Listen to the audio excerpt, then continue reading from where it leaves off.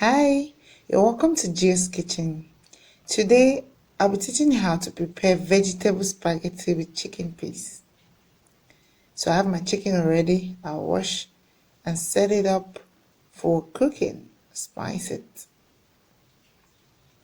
I have my onion already diced.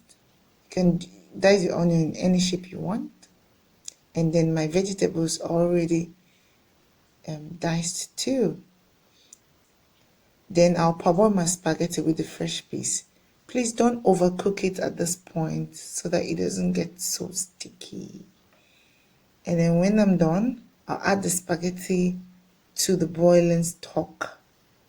Okay, so that it will have the scent of the meat. Then we'll go over to dressing the meat. To dress the meat, I need my onion and pepper. So I've chopped them already. I'll add them to the oil in the pot already heating up. And then I'll fry, just shallow fry, for just a few minutes. Then back to our spaghetti. There's oil in the pot. I'll add my onion